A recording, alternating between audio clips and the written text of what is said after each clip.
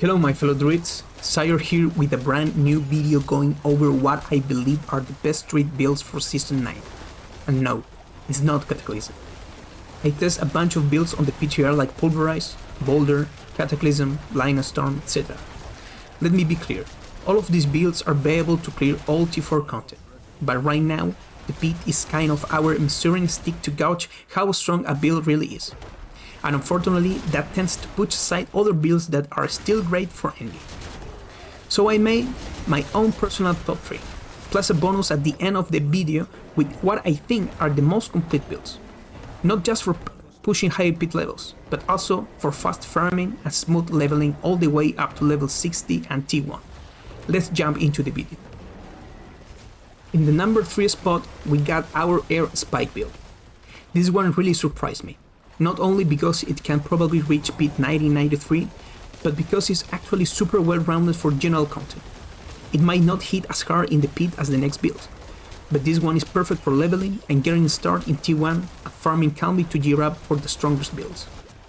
With the buffs to base skills and our weapon chart of Duratiel, combined with Beso Sprayer and our ultimate Grizzly Rage, we got a solid build that resolves around overpowered hits. It benefits from passives like Provocation, Crushing Earth, Quick Shift, and Venom, and from Paragon boards and glyphs like Earthen Devastation with Air and Sky, Survival Instinct with Keeper, and Ancestral Guidance with Dominate. For leveling, it's very comfy, mainly because we won't spend Spirit casting our skill until we get Chart of Virage. In the meantime, a Dagger and a Totem work great. You can also use aspects like Adaptability and Seismic Chips to boost your damage. For Oratoric powers, Celestial Surge will be our catalyst to pull enemies together.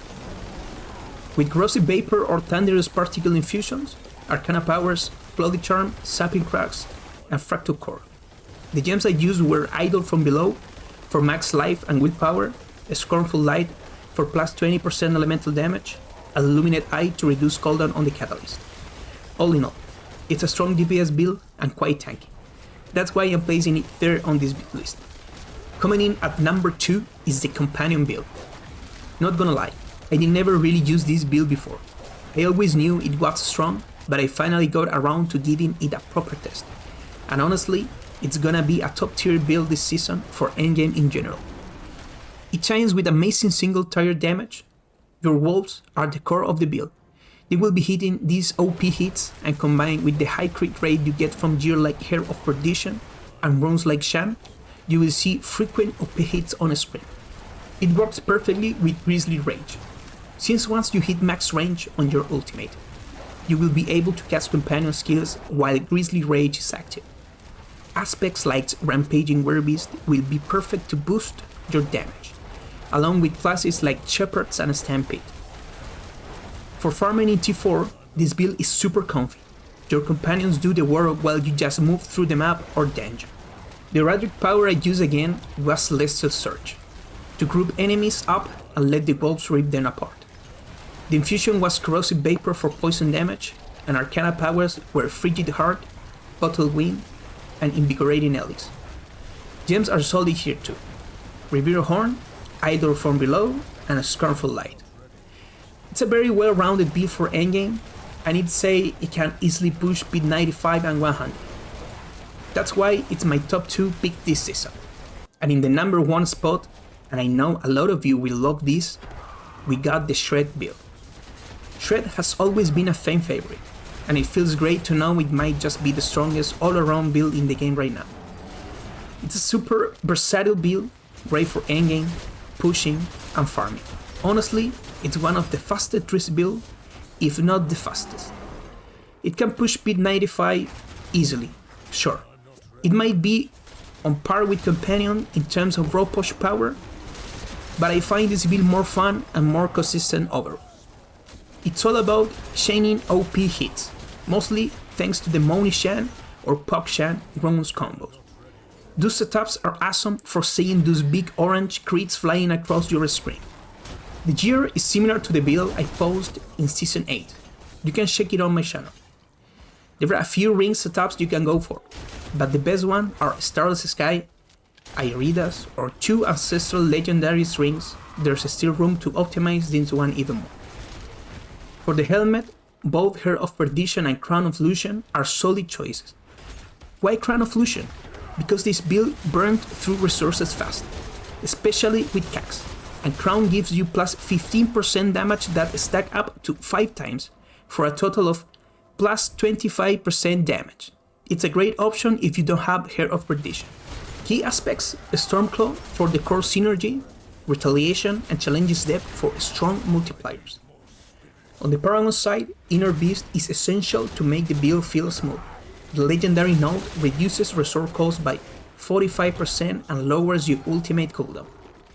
Glyphs like Dominate, Fang and Claw, and Electrocution work really well here.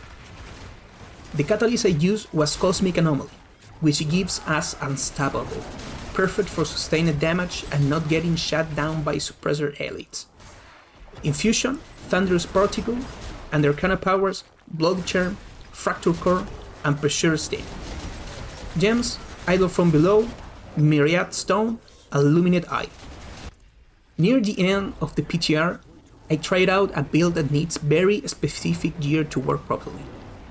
This one requires at least 10 seconds of cooldown on Petrify to feel smooth. I see it as a pure push build, not so much for general content. Maybe it's good for bosses too, but not to be fair. All the builds above can also handle bosses just fine. This setup uses Fleshlender as the main weapon. Your defensive skills will be your main source of damage, especially Earthen Bulwark. Thanks to Shan and Cax, you will constantly trigger OP hits with Bulwark. You will rotate through defensive skills to maintain sustained damage, while Petrify resets everything, but again, you really want at least 10 seconds of CDR. This is probably the strongest build for pit pushing, no question. But I am placing it here as a bonus since it's very high end and gear dependent. Still, once you have the right pieces, it's definitely viable. This build is still a work in progress, especially when it comes to optimization, but some things are already clear. For example, Willpower is your main damage scaler.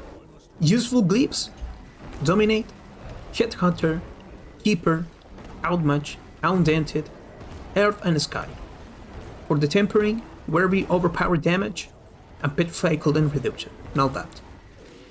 I didn't get to the test Eldratic Powers Folly, but Disintegrate as a catalyst and Sapping Cracks work well during my runs. Just a reminder, all these builds are subject to change, which is why I haven't published the planners yet. I'm still waiting on Blizzard's final balance decisions.